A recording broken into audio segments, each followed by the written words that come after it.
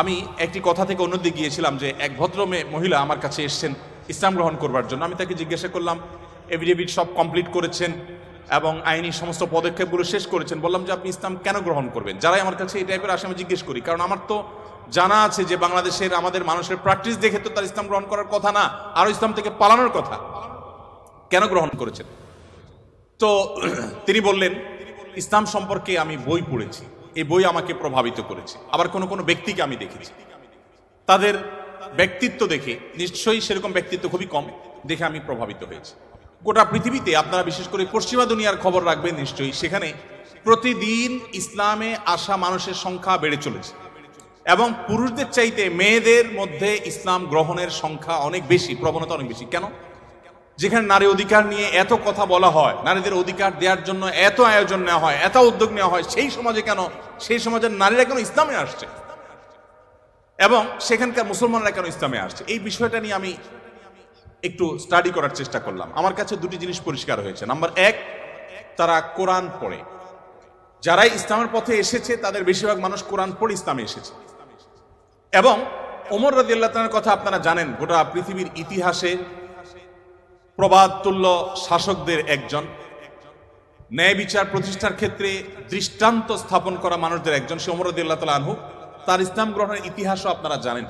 তিনি কিন্তু নবী সাল্লাল্লাহু আলাইহি সাল্লামকে হত্যা করার দায়িত্বে নিয়োজিত হয়ে সে দায়িত্ব পালন করার জন্য যাচ্ছিলেন। প্রতিমধ্যে তিনি তার বোন ভগ্নিপতির কণ্ঠের তেলাওয়াত শুনেছেন। এই ঘটনা বিভিন্ন ভাবে বর্ণিত হয়েছে, আপনারা জানেন। সেই তেলাওয়াত তাকে এতটা প্রভাবিত করেছে যে তিনি হত্যার পরিবর্তে বরং মুহাম্মদ সাল্লাল্লাহু আলাইহি সাল্লামের কাছে হাত দিয়ে তার হাতে ইসলাম গ্রহণ করেছেন। তার মানে কোরআন সামান্য একটু শোনার পর তার ভিতরে এরকম প্রভাব পড়েছে। আপনাদেরকে আরেকটা গল্প শোনাতে চাই। তুফাইল ইবনে আমর আদ-দুসি একজন বড় মাপের কবি ছিলেন ইয়েমেনের। শুধু বড় মাপের নয়, আমরা জাতীয় কবি বলে, তখনকার জাতীয় কবির কালচারই ভাবে ছিল না। যদি থাকতো হয়তো তিনি ইয়েমেনের জাতীয় কবি থাকতেন তখনকার। তুফাইল ইবনে আমর আদ-দুসি, দুস ওনার গোত্রের নাম।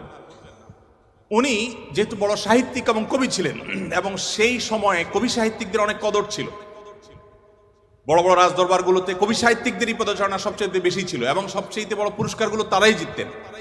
প্রশংসা করে রাজাদেরকে বিভিন্ন কবিতা, বিভিন্ন পংক্তি, বিভিন্ন লেখা এগুলো উপহার দিলেই পুরস্কার পেতেন। তো তুফাইল ইবনে আমর আদ-দুসি যেহেতু সাহিত্যিক ছিলেন, ভিআইপি ছিলেন, তিনি মক্কা উমরা করতে এসেছেন। মুহাম্মদ সাল্লাল্লাহু আলাইহি সাল্লাম তখন গোপনে ইসলাম এর দাওয়াত দিচ্ছেন। মক্কায় আসার পর তার বন্ধু বান্ধব যারা মক্কায় ছিলেন, কবি সাহিত্যিক, তারা বললেন, দেখো আমাদের এখানে তো একটা লোক, তার কথা শুনলেই মানুষ তার জাদুতে আক্রান্ত হয়ে যায়, বাপদার ধর্ম ছেড়ে দেয়।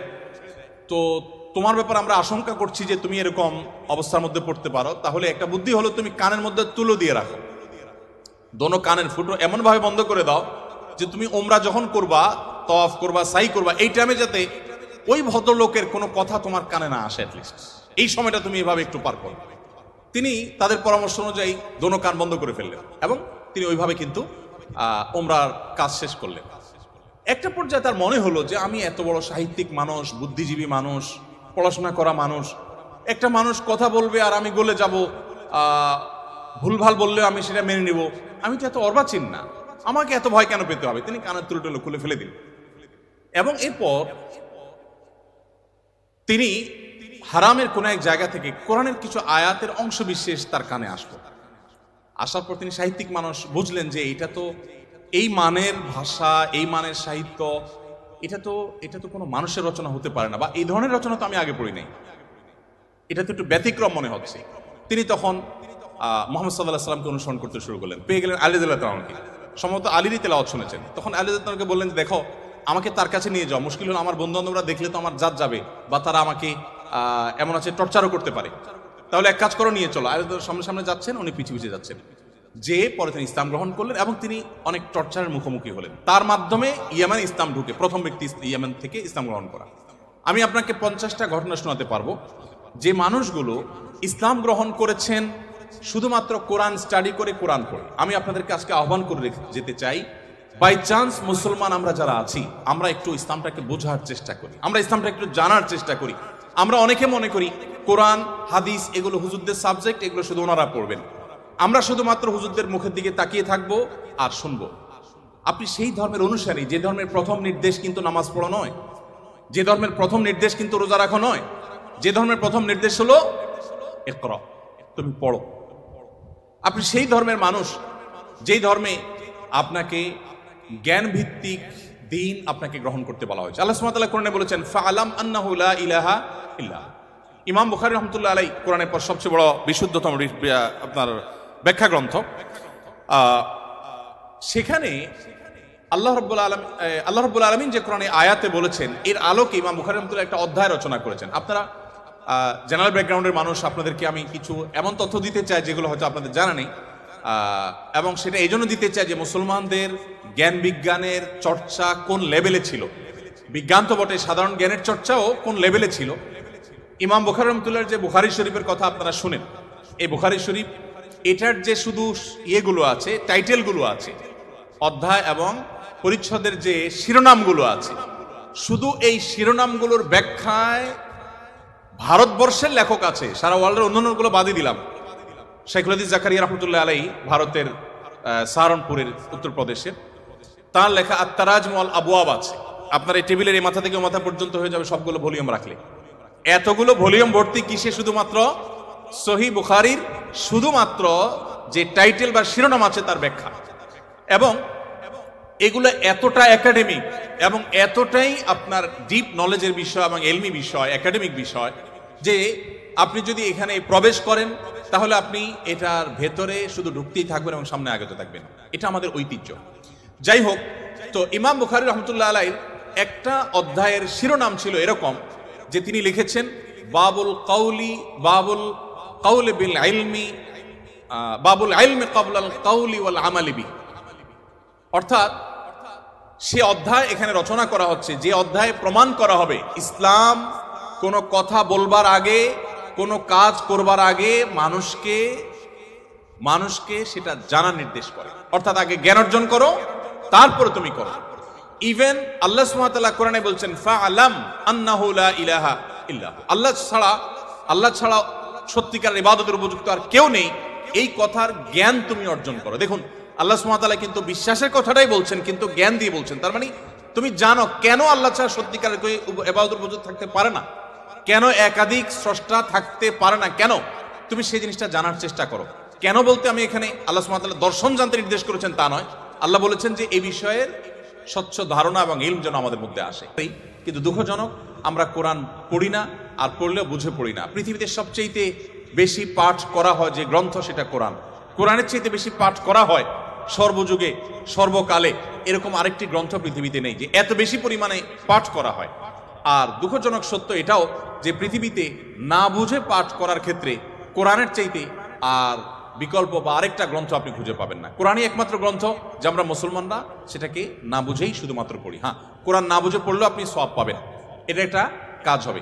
না বুঝে পড়লে কি লাভ হবে আমরা অনেকে বলি। আজকাল আপনারা জানেন অনেক টেকনোলজি আবিষ্কার হয়েছে, আপনারা টেকনোলজির লোক, যে একটা সিম্পল জিনিস আমাদের সবার হাতে হাতে আছে, স্মার্টফোন। আমরা যদি বলি হাই শ্রী কল অমুক, সাথে সাথে কিন্তু আপনার কোনো টিপাটিপি ছাড়াই সেই অমুককে কল করবে, মোবাইল করবে না ডিভাইস। এখন তো আপনার আপনি কোন রুমে বসে বলছেন যে গরম লাগছে, এসিটা অন হয়ে যাবে। আপনি জাস্ট বললেন, নির্দিষ্ট শব্দ উচ্চারণ করলেন যে আপনার কাছে গরম লাগছে, এসিটা অন হয়ে যাবে। আপনি বললেন যে না এখন শীত লাগছে, তো এসিটা কমে যাবে, বন্ধ হয়ে যাবে। টেকনোলজি এই পর্যন্ত চলে গেছে, যা আপনি বলছেন সেটা সে ক্যাচ করছে এবং সেই অনুযায়ী কাজ করছে। তো এই যদি টেকনোলজির কারামতি হয়, তাহলে কোরআন আপনি পাঠ করছেন, এমনকি এমনও হতে পারে কোনো মানুষ কিছু নির্দিষ্ট ওয়ার্ড উচ্চারণ করছে, সেটা মিনিং বুঝে না, কিন্তু ওই ডিভাইস তার মিনিং বা ওই যন্ত্র তার মিনিংটা বুঝে এবং সেটা সে ক্যাচ করে কাজও করে ফেলেছে। সে কিন্তু যা বলেছে নিজেও বুঝে নেই, তারপরও কাজ করেছে। কোরআন তেলাওয়াত করে ফু দিলে অনেক অসুখ, অনেক দুঃখ, অনেক কষ্ট, মানুষের শারীরিক অনেক কষ্ট লাঘব হয়। কিভাবে হয়? আপনি যদি এটা নিয়ে বৈজ্ঞানিক গবেষণা নামেন তো আপনি কোনো সূত্র হয়তো খুঁজে পাবেন না, কিন্তু আপনাকে আমি যে পয়েন্টটা বললাম এই পয়েন্ট থেকে যদি আপনি আগান, আপনি দেখবেন যে এরকম বহু লজিক আপনার সামনে হাজির হয়ে গেছে। যাই হোক, তো আমি যেটা বলছিলাম যে কোরআন আপনি না বুঝে পড়লে সওয়াব পাবেন, কিন্তু এই জন্য কোরআন আসেনি। আল্লাহ সুবহানাহু ওয়া তাআলা কোরআনে বিভিন্ন জায়গায় বলেছেন লিয়াদাব্বারু আয়াতি, এই কোরআন দেয়া হয়েছে তোমাদেরকে যাতে এর আয়াতগুলো নিয়ে তোমরা গবেষণা করো, তোমরা যাতে ভাবো, তোমরা যাতে চিন্তা করো, তোমরা যাতে ভাবনার জগতে প্রবেশ করো। তো এই কোরআন ভাবনা বা গবেষণা তো অনেক পরের কথা, এর কথামালা তো আমাকে আগে বুঝতে হবে। আমি আজকে অনুষ্ঠানের মাধ্যমে আপনাদের সবাইকে উদাত্ত আহ্বান রাখতে চাই, আসুন কোরআন শুরু থেকে শেষ পর্যন্ত একবার অন্তত পুরো কোরআনটা আপনি ধীরে ধীরে অল্প অল্প করে 5টি আয়াত করে 10টি আয়াত করে আপনি পড়ুন এবং বোঝার চেষ্টা করুন। কোন একজন সাহাবী বলেছেন শুধু সূরা বাকারা পড়তে তার কয়েক বছর লেগেছে। আমরা তো 2-3 দিনে কোরআন খতম দিয়ে ফেলতে পারি, তাই না? তার শুধু সূরা বাকারা পড়তে টানা কয়েক বছর সময় লেগেছে। কি করেছেন তিনি? প্রতিটা আয়াত পড়েছেন, এ সম্পর্কে জেনেছেন, ভেবেছেন, এখান থেকে তার নেয়ার কি আছে সেটা নিয়েছেন, নিজের মধ্যে ইমপ্লিমেন্ট করেছেন, দেন তিনি সামনে অগ্রসর হয়েছেন। এভাবে এগোতে গিয়ে তার একটা সূরা শেষ করতে কয়েক বছর সময় লেগে গেছে। কোথায় আমাদের কোরআন অধ্যয়ন? আমি আপনাদেরকে বলেছি, এখনো পৃথিবীতে যারা ইসলামে আসছে, পশ্চিমা পৃথিবী বলুন, আমাদের এই অঞ্চলে বলুন, তাদের নিয়ে আমার যে সামান্য পড়াশোনা বা ঘাটাঘাটি আছে, সেটার আলোকে আমি নিশ্চিত হয়েছি অনেকখানি যে তারা বেশিরভাগ মানুষ আমাদেরকে দেখে তো আসার প্রশ্নই ওঠে না, কারণ আমাদের মুসলমানদের মধ্যে এমন কিছু নেই যেটা দেখে সে ইসলামে আসবে, ম্যাক্সিমাম মুসলমানদের অবস্থা। কিন্তু তারা ইসলামে এসেছে কোরআন পড়ার পর।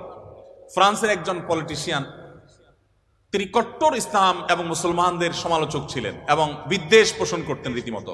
আমি একসময় আমার ফেসবুক প্রোফাইলে তাকে নিয়ে অনেক লেখালেখিও করেছি। বেশ কিছুদিন আগে আমার অফিসে এক ভদ্রলোক আসেন, রিটায়ার্ড আর্মি অফিসার, আমাকে প্রসঙ্গত বললেন যে এরকম এক ভদ্রলোক ফ্রান্সে ছিলেন, এই নাম তার, তিনি ইসলাম গ্রহণ করেছেন এবং তিনি একটা বিষয়ে অ্যাডভাইস করেছেন। আমি একটু কৌতূহল হয়ে দেখলাম, আমার এর আগে জানা ছিল না, ভিডিওটা ভালো করে দেখলাম ইউটিউবে, দেখলাম যে সেই ভদ্রলোক যিনি ইসলাম এবং মুসলমানদের কট্টর সমালোচক ছিলেন, তিনি একটা সময় ইসলাম গ্রহণ করেছেন। আমি জিজ্ঞেস করলাম যে তিনি ইসলামে আসছেন কি কারণে? তো তার বক্তব্যই শুনলাম, তিনি বলছেন যে আমি ইসলাম এবং মুসলমানদের ত্রুটি ধরার জন্য আমি কোরআন পড়া শুরু করলাম। কোরআন পড়তে পড়তে পড়তে আমি যতই এর ভেতরে প্রবেশ করলাম ততই আমি কোরআনের কাছে সারেন্ডার করতে বাধ্য হলাম, আমি কোরআনের কাছে নিজেকে সমর্পণ করতে বাধ্য হলাম।